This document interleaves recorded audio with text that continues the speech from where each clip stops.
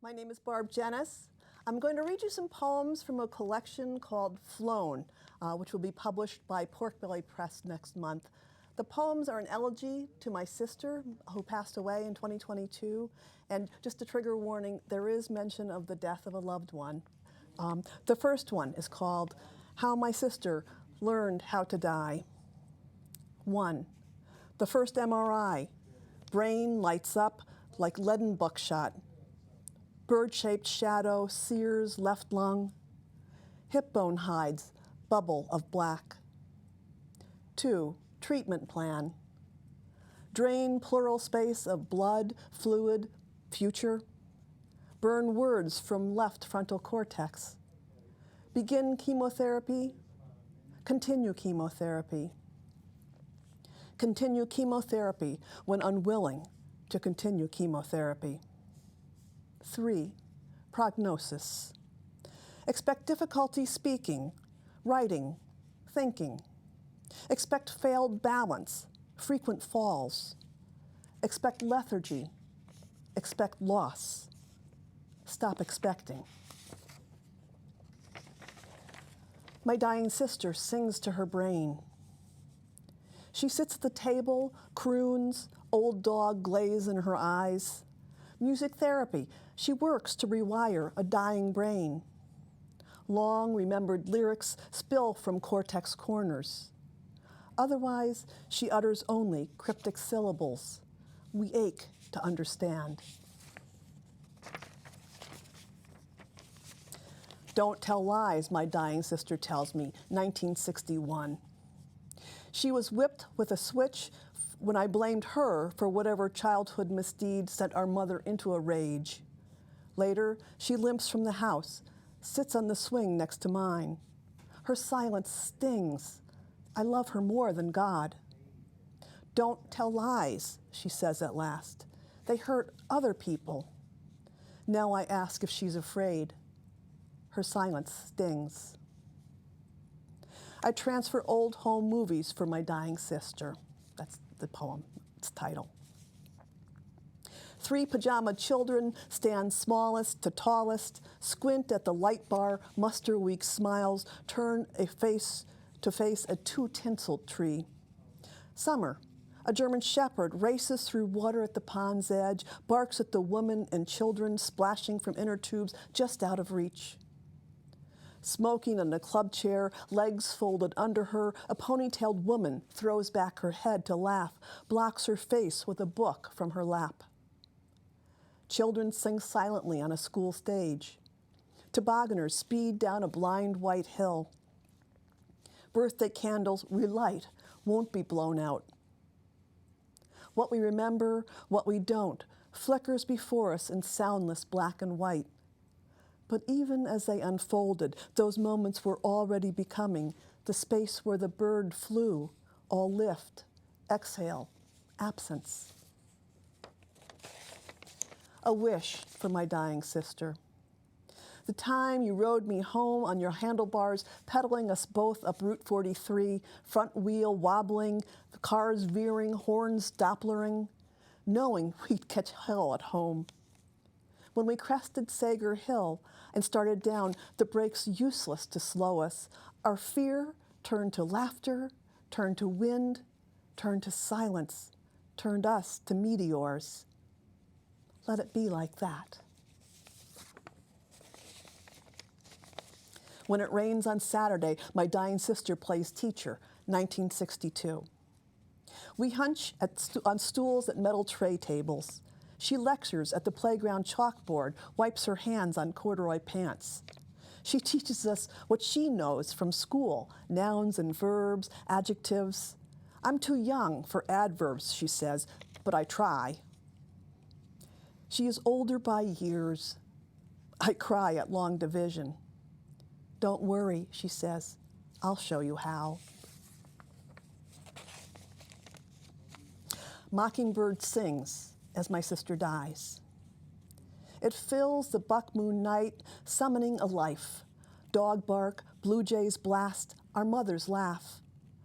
Near dawn, the song stills. All is done. But as the moon sets, I hear the bird begin again, testing a new song far away.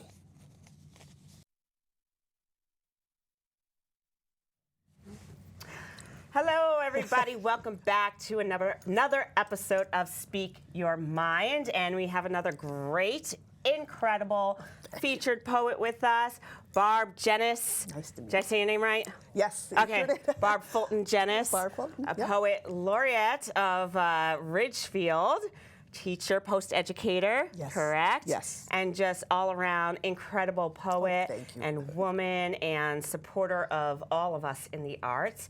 And your poetry is just so profound. Thank you. So I'm so grateful that you came here to share it with us. I'm grateful to be here. It's a wonderful show. Wonderful. So I asked every single guest this question. It is, what inspires you the most in your work? Wow, that varies. Sometimes, like with the poems I just read, an event in my life, whether it's the death of my sister, or in an earlier collection I wrote about 3 generations of addiction in my family. So it usually involves something very close and personally important. But I also love to write in response to news articles, reading about environmental issues. Some of the poems I'll read later in the show kind of deal with the environment and what we've done to our planet. And also my husband, I think, and aging, all those things inspire me. It's really for me, poetry is very a response to personal events as opposed to just an intellectual exercise. Yeah. Well, I think what's so brave about you is you really delve deep into like death and dying, the afterlife. So that's why I picked this writing prompt, because I know your work and it touched me so deeply. And not often are we able to really go there, you know, unless you have someone who is a poet who's well experienced in writing about those topics. So I definitely wanted to take this opportunity to share that writing prompt with our audience. So this section of our show, what we really want to do is get the audience involved in writing. So any new writers out there or seasoned writers, but especially new writers who may be a little bit intimidated about writing or think they just can't quite do it, or they don't want to go out to open mics or poetry shares, you could do it right from the comfort of your own home. So we do have a writing prompt that if you have a journal, you grab a pen, you can pause the video and write your own poem, and then share it with us on the Facebook group, which is Speak Your Mind. You just go to Facebook, go to Speak Your Mind, and I'll let you into the group. You just have to answer 2 little questions just about respect. Or you can email it to me at speakyourmind@myyahoo.com. And maybe one day I'll share it on the air. But before we get started, I want to get you guys started with writing by doing what's called a brainstorm. And I'm sure you've done many of these brainstorms. Yes. You've done a lot of writing workshops, Yes. led them as well. Yep. And so this is a little audience interactive, so that we need to just pump the well, open up the creative brain, and the best way to do that is by doing what's called a brainstorm. It just helps you to sort of just, get all your ideas out onto paper without censoring it or judging it. So if you have your trusty dusty journal at home, and of course you can join in the brainstorm if you want. Thank you. So what I like to do is, I like to open up a page and just write brainstorm at the top and the topic. So our topic or our prompt is death and the afterlife. And so I'm going to have Mike in the back put on a little bit of music. And we're going to brainstorm for about 1 minute. And the way you do that is you just write anything that just comes to your mind. And it could be a memory or what words pop up when you think of death and afterlife. It could be events. It could be phrases. Even if you're just like, blah, blah, blah, I don't know what to write, it doesn't matter. This is just, like I said, it's just getting the, pumping the well. And then it ends up becoming your toolbox of information so that when you do write your poem, you have words and phrases and memories and emotions that are going to help you to write your poem. So while you're writing at home, I'm going to still talk you through it a little bit so that you feel comfortable. But I'm writing, emotions, sad, scary, I have some specific stuff that, you know, I want to write about, so you can put specifics. No one's going to see your brainstorm. It's completely confidential. I'm not going to come to your house and say, oh, is it a good brainstorm? You know, it's not school. We don't get any grades for it. So just keep writing. The most important thing is, you know, keep moving your pen. Don't stop it from the paper. Right. It's like stream of consciousness. You can even doodle, because doodling, yeah. Absolutely. Yeah. And it also helps calm the senses. We spend so much of our life in left brain thinking, and we need to go into that right brain thinking and calm ourselves before we can come to our writing. So I feel like that's a good amount of time to brainstorm. So Mike is going to clear out the music. If you want to continue to brainstorm, again, feel free. You can pause the video or watch it through while you're brainstorming, and then just, you know, rewind it back if you missed anything that I said that you liked. But next is our writing prompt. So this you're definitely going to do at home on your own time, but our writing prompt is write a 5 to 10 line poem about death and the afterlife. I like to start with 5 lines because it's so easy to get started. Right. I also like to, you see here, I have mine here. I like to number my lines, so you could do 1 to 5 or 1 to 10. And then when you write, you're literally going to write it line by line without any worry at all about the overall narrative, if it's making sense. It's just, you know, a word, or a sentence, a sentence. And at the end, when you read it, you'd be so surprised by how well it comes out. That's right. Everyone can write poetry. If you can write words, you can write poetry, especially when you have a good theme. And if you do more than 10 lines, more power to you. A lot of times, like if you start small with the 5 lines, it's easier to keep going. That's right. That's right. And if sometimes, like if you have like 20, you get blocked. Yeah. And you're like, oh my God, that's just like climbing a mountain. So start small, like baby steps. So of course, we already wrote our poems here. Right. That's right. So we're gonna share. And again, like I said, just it brought. When I heard you read, and I read your book, I have your book. Oh, tell the folks at home what your the other third book. 3 books, right? No, 2, just 2. The 2 so far. The first one was called Blinded Birds, and that's the one about the familial depression and addiction. So that was a couple of years old now. So. Yeah. And then your second book is? Is called Flown, and that's coming out next month. So wonderful. Very exciting. Very exciting. And folks at home can get that on Amazon? I don't know what the publisher is Pork Belly Press. Okay. It may be something you have to order directly through them, or they can contact me through you. I recommend going on Facebook and Instagram and connecting with, and your Instagram name and your Facebook name. I don't do Instagram because I got hacked, so I'm temporarily in a lull there. But my Facebook name is Barb Fulton Jenis. Okay. And they can also find you under Ridgefield Poet Laureate? I changed that recently to Poetry with Barb B. Fulton Jenis. So. Okay. Poetry with B. Fulton Jenis. Right. And definitely go see her read. It is just it's like even though it's like a heavy subject, it's like a mind meditation. Oh, thank you make it accessible, and it's something that everyone goes through and everyone experiences. Gosh, yes. That, and also with the addiction and the depression too. I don't think there's a single person who hasn't been affected by that. So. Yeah, definitely.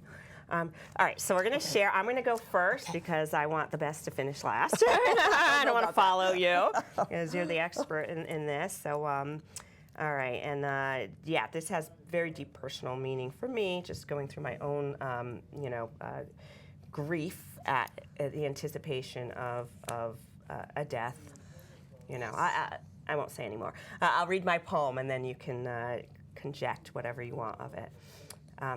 Goodbye, we say, to a mystery lodged so deep into the who of life itself, yet not a pain wanting to face in the stage 4 eyes of my brother. His gaze sparkles heaven towards the world and venom to the memory of what could have been had we known. Beautiful. His gaze sparkles heaven to the world. That's beautiful. Thank you. And I'm sorry. Oh my gosh. But did you find it really healing when you were writing that? That's what I love about poetry too, is that, really getting those feelings out is so important. So beautiful. When I saw you at the Roxbury Library, and like I said, the way you just, it was so beautiful yet so heart-wrenching. I'm like, that's what I need to do. I need to write it. Yeah. Because if not, it just sits in your head. It's like it's kind of a poison in your heart. Yeah, it's a heavy, heavy poison, you know. So, well, yeah. So I let's don't hear know. what you got. This is actually is based on a poem by Jane Kenyon, who's one of my favorite poets, and her poem, part of the poem was things simply lasting, then failing to last. Water, a blue heron's eye, and the light passing between them. Into light, all things must fall, glad at last to have fallen. So my poem, which takes a line from her poem, is called, I'm sorry, Into light, all things must fall. In the end, will the light rush up to meet me like the waters of Toddy Pond when I let go of the rope swing that Maine summer day, flung myself into the blue blue, fear heckled, heart halted, but willing, so willing, to fall into a softer world. So that was mine. Oh, thank you. Wow. Thank I love you. that line. The rope, about the visual of the rope swing. Oh, yeah. That's how I village it. That you have to let go and just, yeah. And it's like scary as all, I guess we can't say words. I'll say scary as all heck. Yep. But it's like, it's that fear into that exhilaration of that, what was that last line? Into the softer world. Falling into the softer world. Yeah, really beautiful. Well, and just the bravery. I just think the bravery to touch upon the subject. And I read your book, the first one. Right. And I was, to every poem I just thought was riveting. Well, thank you so much. Thank you. Yeah. I love when I do readings when people come up afterwards and say, and sometimes they're kind of whispering, we have this in our family too, and it's so good to share that it's okay to have those feelings, whether they're scary or fearful or even angry. So. Yeah, because it's like it helps you to not only relate, but also because the way you do your poetry is lyrical, because we know we're friends with a lot of slam poets. I'm a spoken word poet. And of course, in that world, all that hard stuff is put out there. Right. But within lyrical poetry, not so much. Right. I remember I wrote a poem, it's it's not all butterflies and daisies. And I got tired of going to share after share where it's all about the cat in the window.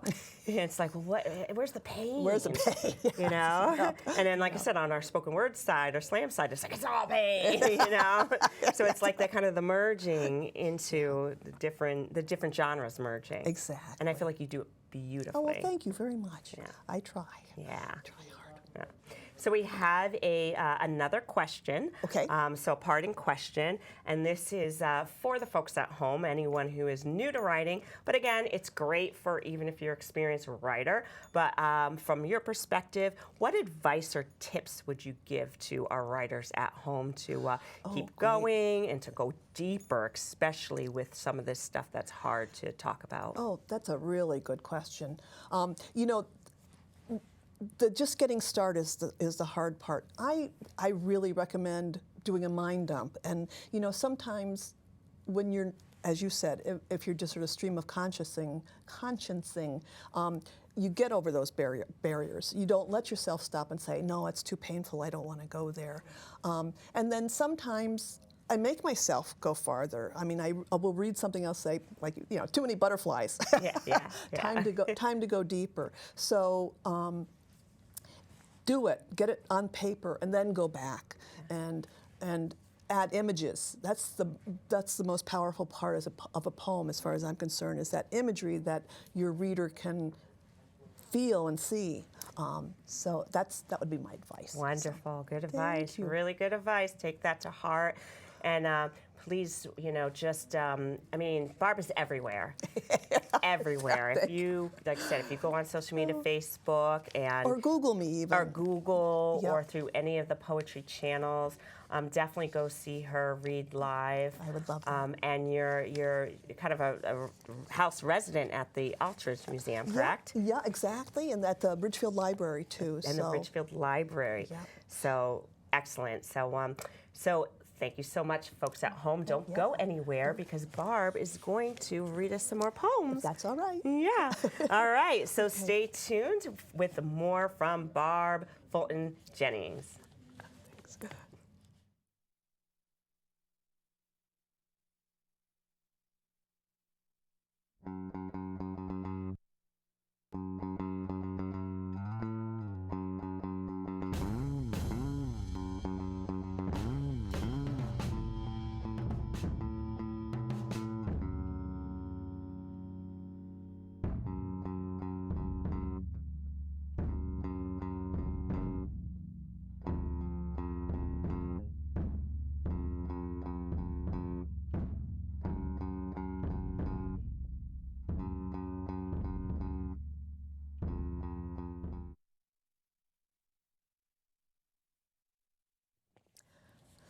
I'm going to read some more poems that kind of are from a new collection I'm working on that combine love poems for my husband with environmental poems about our world and also some family memories. So the first one is called Father-Daughter Dance. And again, there are some trigger warnings in here. There's a mention of an overdose.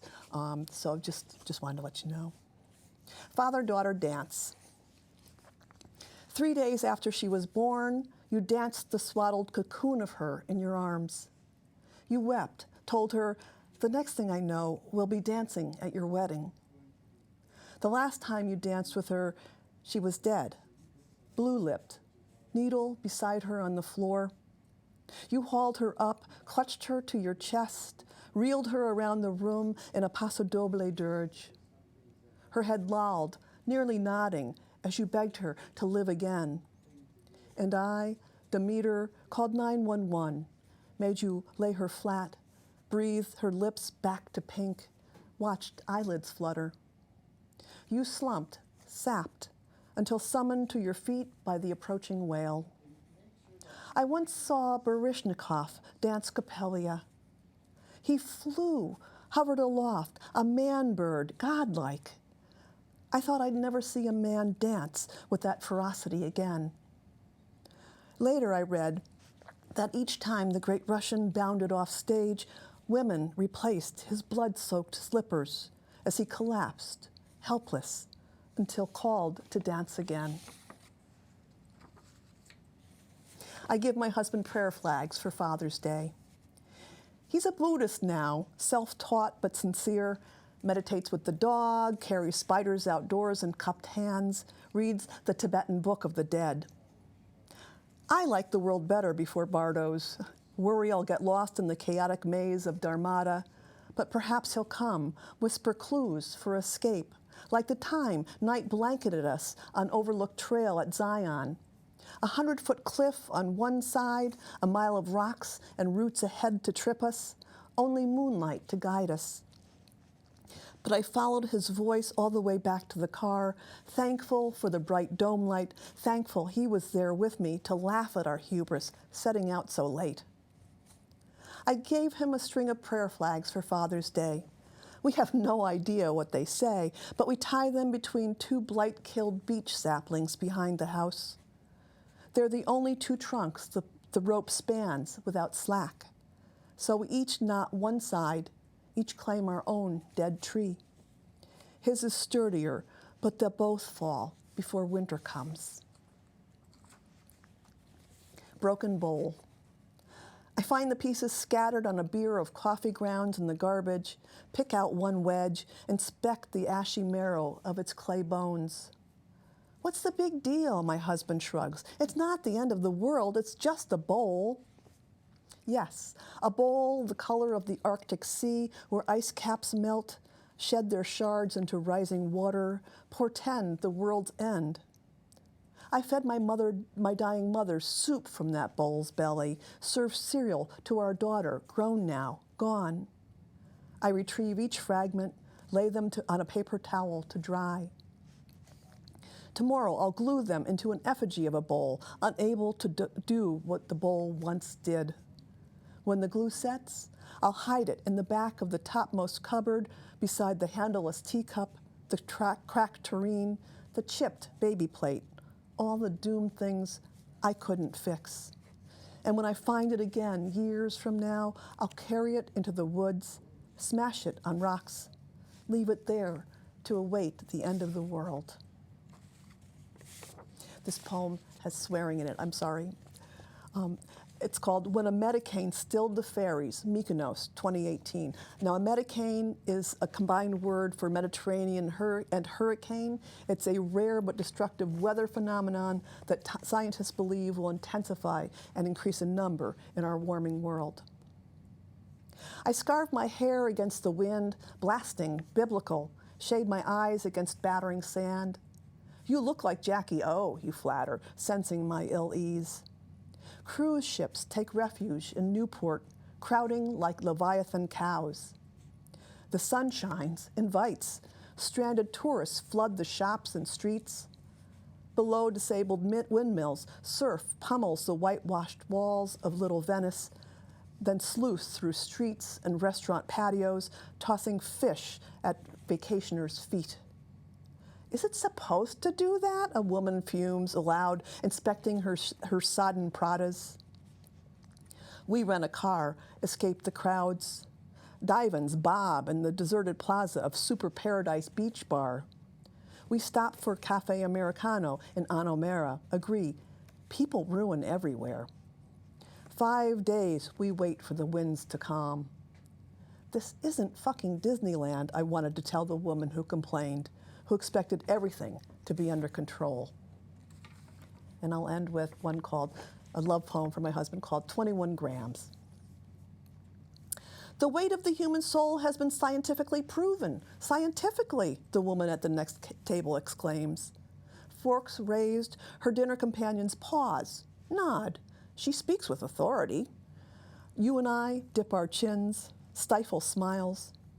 We've had this fraught debate. You, a Buddhist, insists the soul has no substance.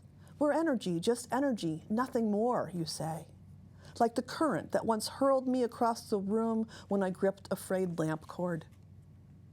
But don't I carry the weight of you heavy in my chest? Not as a burden, but as coins hidden in the shoe of an immigrant, secret wealth. You linger there beside beloved dogs buried with their toys, blighted beech trees that once quivered paper leaves at me, the sister whose disease took her words, then all the rest. Souls I've loved and lost, love now, will lose.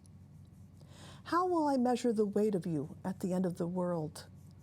Perhaps I'll pull the coin of you from my shoe, purchase passage to the next place, wait for you there. Thank you.